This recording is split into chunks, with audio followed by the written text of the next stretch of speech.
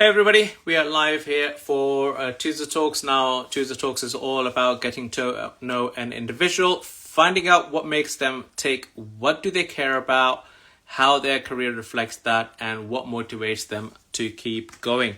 Now, today's guest we have is Pam Case. Now, Sam come from a very unhappy childhood, which led to a wrong relationships and never having a proper sense of belonging. Now, Sam also helps businesses worldwide to market themselves and win businesses through LinkedIn. She's also an inspirational speaker, over 140 testimonials span both her roles. Sam is often asked, why do you speak Hindi and Urdu? So, which we will delve into a bit more. So, let me bring Sam up here.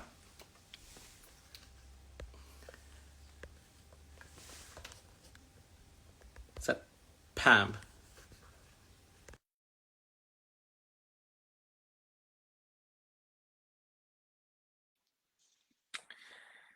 Yeah, apologies if I ended up saying Sam. It's Pam Case. So, Pam.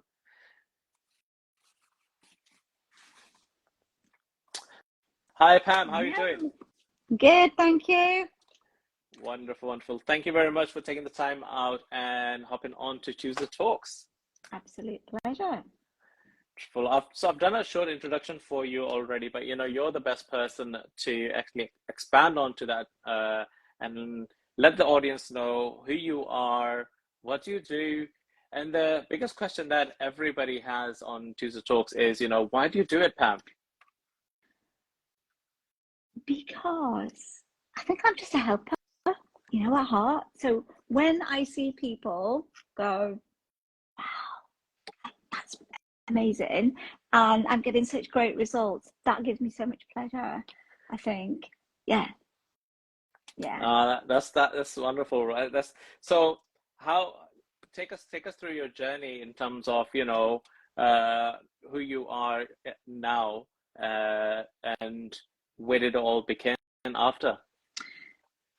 Okay, so what I do now is I help business owners and people with sales teams to understand how LinkedIn really, really works and how to turn their connections into clients. Yeah.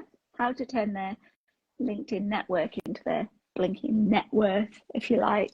Nice. And yeah, and the other thing I do is that if people want an event to go well and they are a little bit nervous on a microphone, they put me up on their stage with the microphone and I will host and MC their event or do a motivational talk for them. So those two things. Wow, that's actually quite interesting. So that, and I love that. What was that again? The LinkedIn code that you were just using earlier.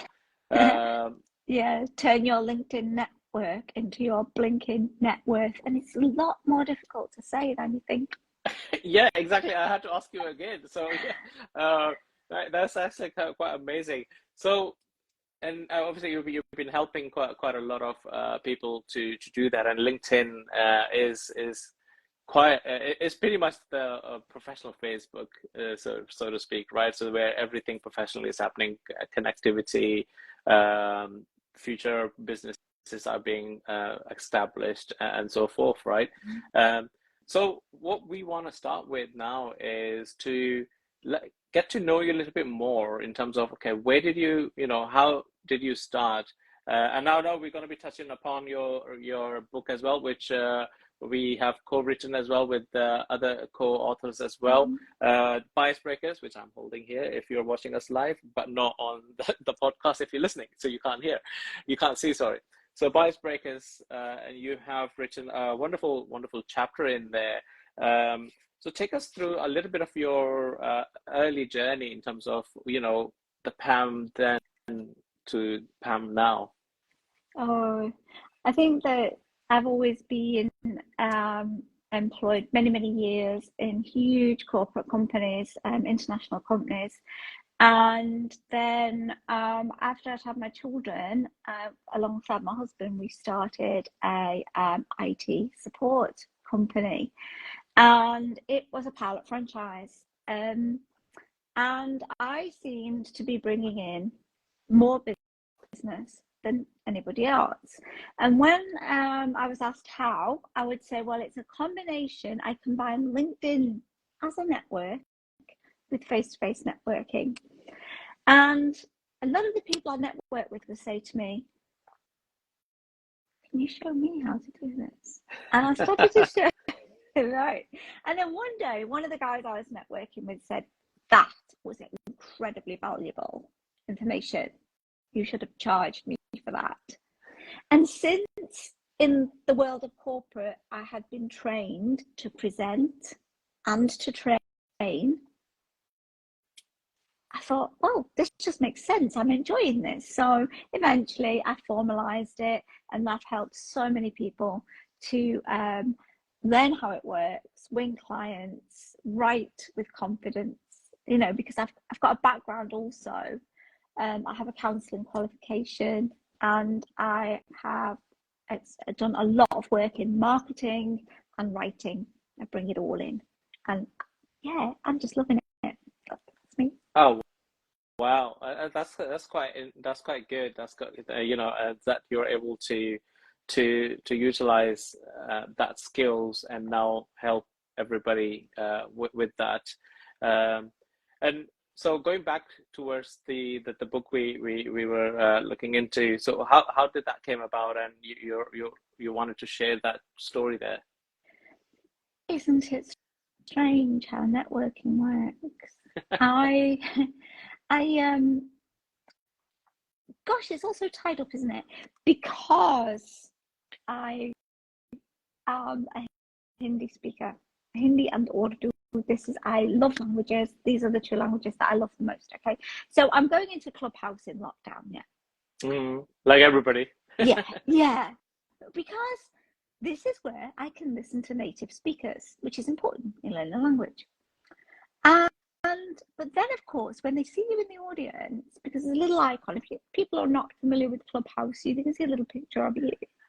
And everyone was always fascinated. So I had this white face in the audience, and they would bring me up onto the bring me up onto the stage and start to speak in English, which was defeating the object, and asking me what I was doing.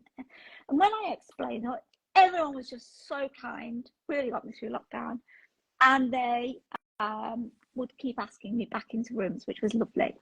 But one of the people in the room was Andrea Mallon one day. And somehow or other, we then took our relationship onto LinkedIn and WhatsApp. And when she eventually heard my story, she said, I'm creating an anthology. It's all about breaking bias, and your story has got to be in it. And that's how it happened. We started on Clubhouse. Wow. Yeah, that's a familiar story for Andrea and Clubhouse, similar to how we were. I think, yeah, when Andrea and I met, it was just before Clubhouse, and we moved on to Clubhouse, but she continued, and I pulled away from Clubhouse because I think it was taking away a lot of my hours. And it does. Yeah, it's like a radio that you're just hooked onto. you know yeah, so but I do love Clubhouse. I still have it. I haven't deleted the app yet, so it's still there. From time to time I do hop on and hop off it, so it's quite interesting. That's good to know. So with obviously that is, the book is quite amazing, and your chapter is also very interesting to see how you came across loving the languages and loving the cultures abroad and everything. So is there a little chapter that you want to share that people can have a little snippet and a taster of, and we can recommend them to then go and check out the book? Well, let me read maybe this little bit. I was welcomed into a family. I was mothered in a beautiful way. And one day, when I was asked for the umpteenth time, why do you speak Hindi and Urdu? And I thought, well, I'm in the company of a small group of women I know well, so I began to tell the story of what happened in India. One of the women said, "This story has to be told. It's going to inspire a lot of people and help a lot of people heal. It's not about what you did, it's about what it did for you as well. It's all about family." And that became the chapter of the book. Wow, yeah. So, and that's the name of the chapter as well, right? It's all about family. That was the moment that the hairs on my arms stood on end, and the moment I knew that everything was leading me to this time. Wow. And it's all out there now. It is all out there, right? So the Bias Breakers is actually out now, and it's available on Amazon for whoever's interested. Because what you just shared there, that's wow. You know, I was getting goosebumps by just listening to you saying that, and I was like, wow. I have not even got to that part yet of the book, so and I'm now gonna rush through and read it to Well, get to that part. can I just tell you that the story has now, on a few occasions, it's formed part of a motivational speech that I've done. Wow. And I have seen, the first time I did it, the organizer was handing out tissues. So it actually made people cry, but then it also made them laugh. And then at the end, they got up dancing with me. I didn't realize it was Nice. going to be such a powerful story. Wow, that is such an amazing, powerful story. You know, the little bit you've read here and what I've been reading as well. Yeah, it's I can already see it's inspirational and moving as well. Recommend 100% for people to go and check it out. I've got the link on my bio if anybody's interested. The book's called Bias Breakers. It's available on Amazon. So go check it out. You know, it's got 12, 11, 12 authors with all of our inspirational journeys on there, and all of them are moving stories. You know, get you on your feet if you're raring to do something. Definitely a good read for that. You know, and so Pam, when you were so question comes along is when you had the pivotal moment of okay, you're such an amazing networker and you were now getting the most clients as well because of that, in having an amazing LinkedIn, and you also are diagnosed with ADHD. So all of this all together, how do you keep yourself in good shape in terms of routine or schedules and things like that? Is there a pattern, or you're like, okay, let's see how the day is? Oh, well, okay. So my daughter has very much the same symptoms, and as I don't really talk about this on social media because of the explosion of people Of talking course. about it. Yeah, and actually, getting a real diagnosis is quite a long, arduous process. So you have to be 100% sure. So my daughter actually showed me a spreadsheet and how she actually colors this whole spreadsheet. Oh, it's brilliant. It's the only way. And also to get up each day and to do some exercise because it raises the dopamine. And yeah, and then there's always the medication. But anyway, we won't talk about it. Of course, of course. Well, that's quite good to know that obviously there is a method to that madness of spreadsheet, right? And the color codes. I mean, it just makes me think maybe I've got mild. I don't know, because I love spreadsheets, and everything is in different color codes as well. Everything that I also put on my sheets, or even if it's notepad, it ends up being in a different color code so that I can reflect on it quicker, and pick it up quick as well where I need to be on that part, right? So I love that, hearing from you as well, that you've got a spreadsheet with different colors of what you need to be doing. So coming back to your now LinkedIn side of things and how you're helping everybody else, is this people can reach out to you? Is that one-to-one thing, or you do a group coaching thing? How does that work for people? Both. I mean, it depends on what people want. So they may come to me at first and say, well, just help me to make my profile sell off the Mm, page. And which is great. But the thing that you have to remember is that people don't really, in the main, use LinkedIn to find a product or service to buy. Okay. mm, So once that's been done, you then have to start to find your target audience, persuade them to connect with you, and then keep in front of them. So, um, but actually, some people work with me for like 8 weeks, because they start by learning where all the knobs, buttons, whistles, and bells on LinkedIn are, and then I help them to get into the flow of writing in such a way that people actually want to read what they have written and how to get it in front of their target market. But often at the mm. end of it, they say, I don't, at the end of 8 weeks, I don't want to finish. I really love doing this. And maybe Wow.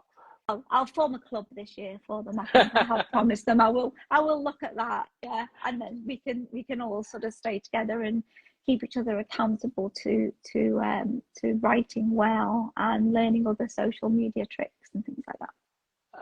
That's actually amazing to hear that you've got this 8 week program which people can.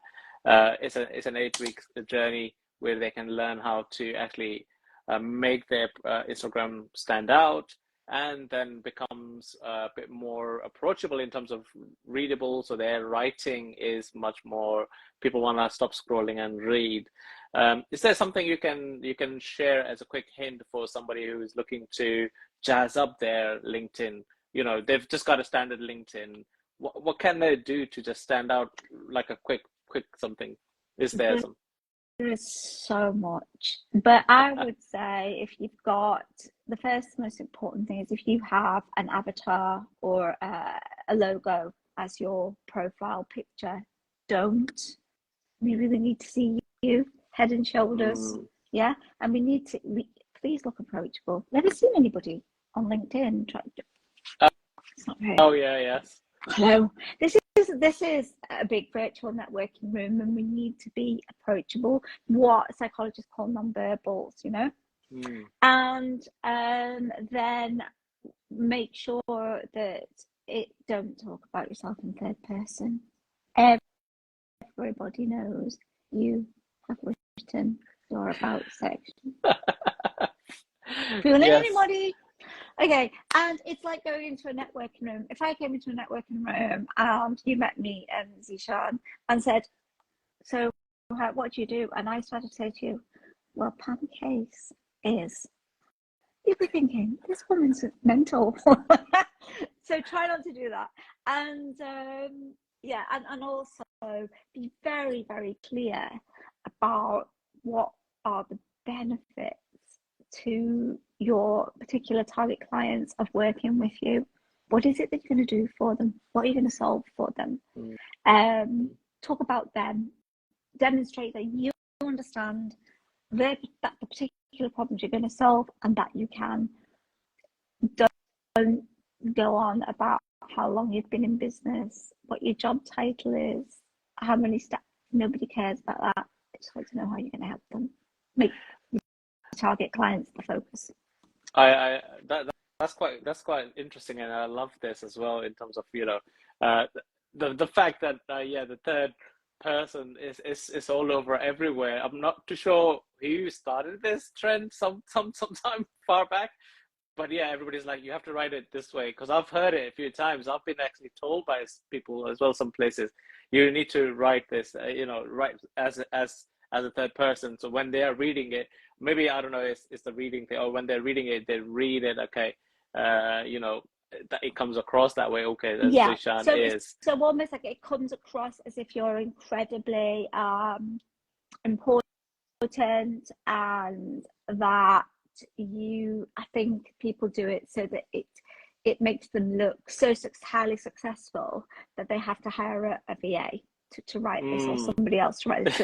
But actually, I don't think it fools anybody. No, no, and also I love that you touched upon the profile picture, where if they have a logo or any sort of image which is not them, it's a straight note of, I for sure, if I come across a profile who's trying to be my friend, or it comes on a recommended site, and I just see a logo or something, I'm like, what is this? Is that a person? Is that a company? What is it?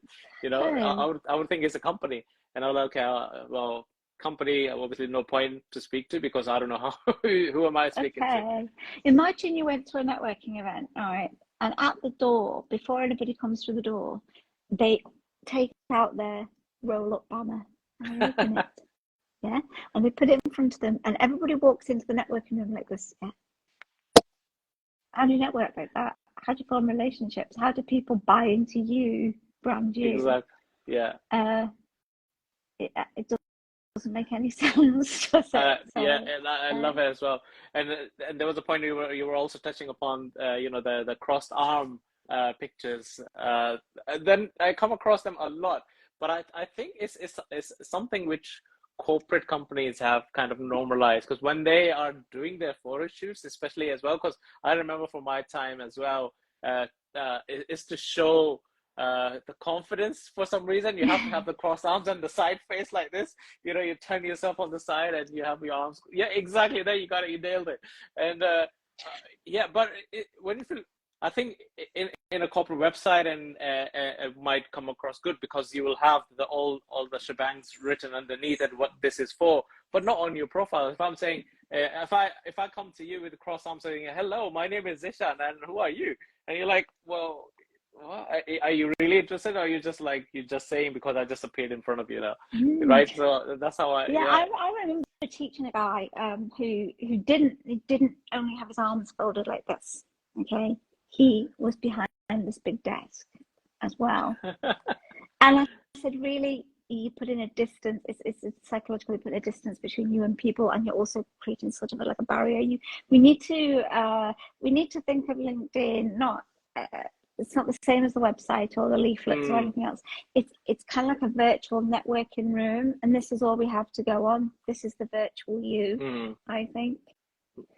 You know, exactly. your company page. No, that's a different thing. But actually, this is you talking with people. Mm, yeah, exactly. Oh, Exactly. And it's great that you touched upon it. And listeners who are listening to this today should definitely take away these tips, because they're amazing tips. Because it's, as they say, the devil's in the details, and that's where the details are, where you might think it's not really important, but on the other side, the person who's looking at your LinkedIn page is important. I mean, that just doesn't apply on LinkedIn. It should apply on all platforms that you are on, because uh, you have to have everything as in terms of same. So if you're approachable in one place, you should be approachable in others at the same time. So the mm, flow should be the same. And I love that you shared this. So in terms of, right, so a lot of guests on Tuesday Talks also get asked about how their daily routines are, or a ritual, if some people like to call it rituals, if you have some sort of thing that this is non-negotiable, I do this every day, whatever happens. Is there such a thing, or is that something you do when you wake up, or how do you wrap up your day? Is that something you do? yeah, but I tell you what, I am not that structured. Again, because of the condition that I have, Yeah. that is kind of structure, isn't. But I tell you what, I have this like OCD thing. I have to make my bed before I leave the bedroom. Mm. I don't know what that's about. Um, but then at the end of the day, if I need to relax, and this is ridiculous, I know you're going to think this is so ridiculous, but it has to be something that just, honestly, like, don't, you're laughing already, right? I watch Bollywood movies. I do. I mean, I, I mean, as long as they're not, because it's helping with the language for a Mm. start, you know. And also because I think that's the thing. I think that's what it is. Because I'm having to or enjoying concentrating on the language, then all the other worries and stresses of the day will go away, and I'm just enjoying the language. Whereas if I was watching a film in English, then I wouldn't get the same thing. Yeah, I can see that. So it's the concentration and the focus, which is, you're trying to do that, and then your everything doesn't really matter. And English, because it's your language already, is, second, or it's in the nature. You're like, okay, yeah, I know what these words are. I can just have this as a background noise, and then your brain's like, okay, but do you remember this? Do you do this? And your everything else is happening in your brain. So that's quite interesting. So that you have that to ground you and focus you, and I would also say it's to calm you down in a way, right? So you're in one place, focused onto it. So that is something I'm taking away from that, is find something that actually pins you down to one place and gets you focused, whatever that is, because we need that. And in one way also, whilst you're watching a Bollywood movie for the languages, it's also, I'm going to say, I don't know if I'm sure 100% it's also relaxing your mind in a way, because it doesn't have to do that 100 million things now it has been doing all day, right? Exactly that. And you can actually enjoy the film at the same time. That's but I tell you what, the one thing that's a bit distracting is the more your language knowledge grows, okay, the more proficient you get, you can't help blurting out if someone else is watching when you read the subtitles. That's not what they said. Oh, I love that. I love that. It's not what they said. No, It's quite right. it's most of the cases anyway. I mean, I speak Urdu myself, so a lot of time I don't watch Bollywood movies because obviously I grew up into it, and I'm like, oh, I had enough. It's like, so a bit like, I suppose, Hollywood movies for yourself, right? You're like, oh, I had enough of this. So that's what it is. Well, So, but I do may I sometimes just say watch. to you, they have changed, They may find that some of them are very different these days, and you should give them another chance. Oh, no, yeah, I'm 100%. I've come across few, but they are far much, I would say, a bit more modern as well, so a bit more up to Yeah, date, yeah. right? And the cast is a bit more relatable now as well. So I've seen that, but I think it's just the case that I've just gone so far out of that area that I'm like, yeah, whatever is happening, that's fine. But I do dip in and out. Exactly. If somebody recommends me something, oh, if it's available on like Netflix or something like that, I'm not going out of my way to like find a movie. If somebody recommends and I know where it is, that's fine. I'll watch I it. mean, if you don't like schmaltz, there are more people than Shah Rukh Khan. I was always a Salman Khan fan anyway. So let's see. Yeah, so you got to see. The people fall into those two camps. Yeah. We can't Yes. deny it. Yes, exactly.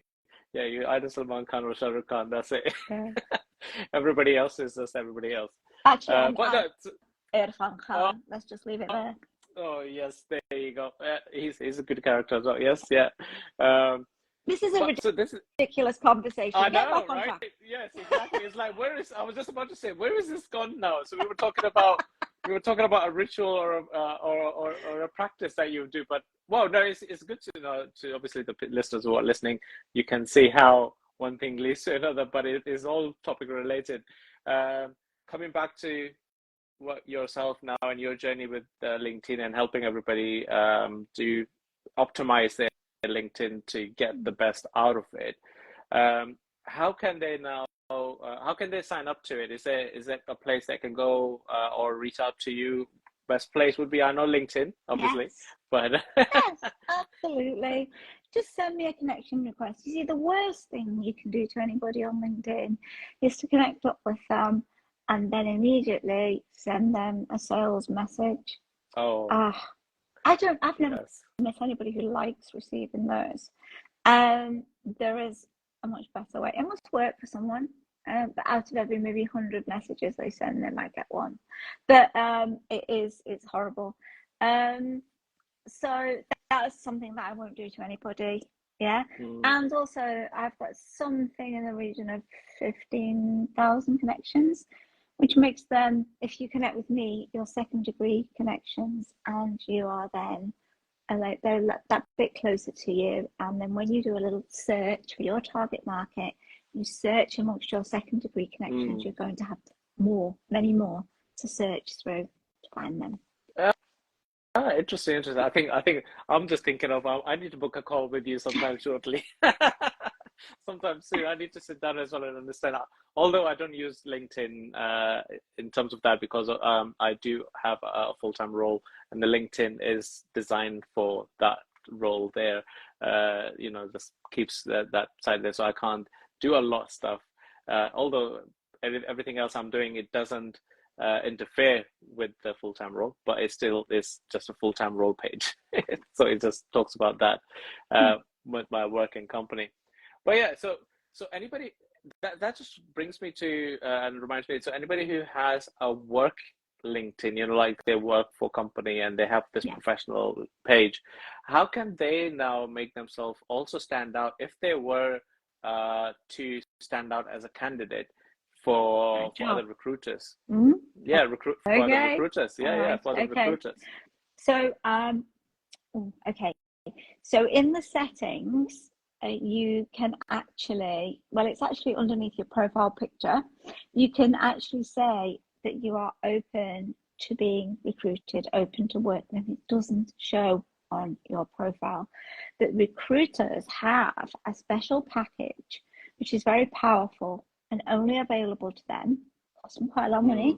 Okay. And what that, honestly, I have actually had a little look at this in a recruiter's office, and that will actually find you from what you have said in the background. Okay. Now, then LinkedIn will say to you, do you want to actually put a frame on your picture that says open to work? And my advice is, one, no, don't do that if you want your current employer to see that. And secondly, even if you're not in employment and you want to get a job, I think it's a little bit desperate. Yes. The recruiters will find you anyway in the background. Okay.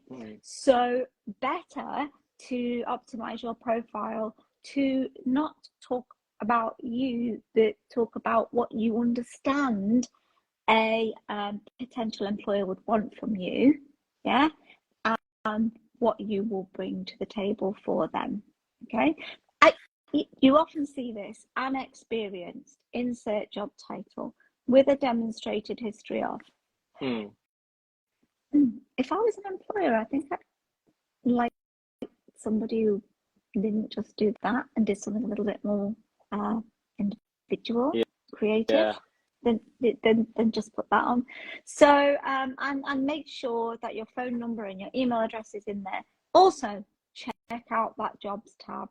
It's brilliant. So many companies advertise their jobs on LinkedIn, and you can apply for them through LinkedIn. So yeah, and that's a brilliant option there to apply for roles through LinkedIn.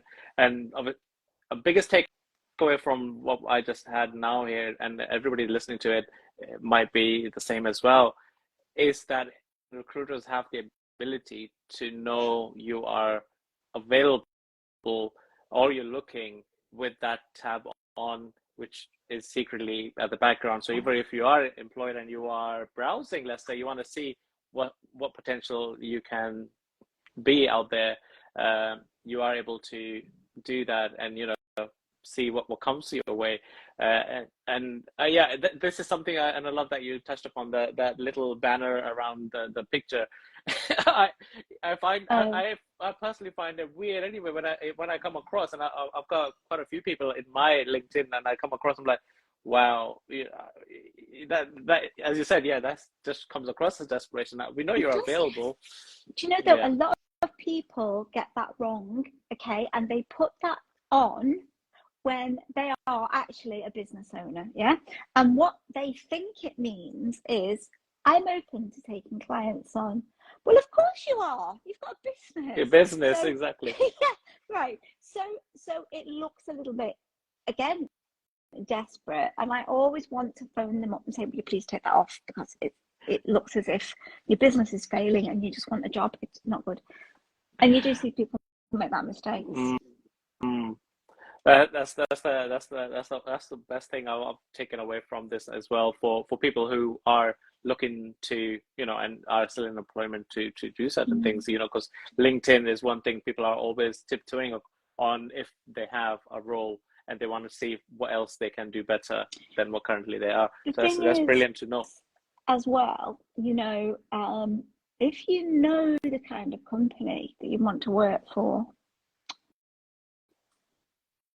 find out who hires in the company and maybe connect up with them, but make sure you comment on their posts, obviously in a positive way, because you need to be a familiar name that stays front of mind, and comment in an intelligent way. And also, LinkedIn shows your posts to people you're connected to, but with whom you've created what I call an algorithmic bond, which means Okay. that you've commented on their posts or they've commented on yours. So it makes sense to seek out your target clients and be commenting on their posts. And if you're looking for a job, that's your target employer. Okay.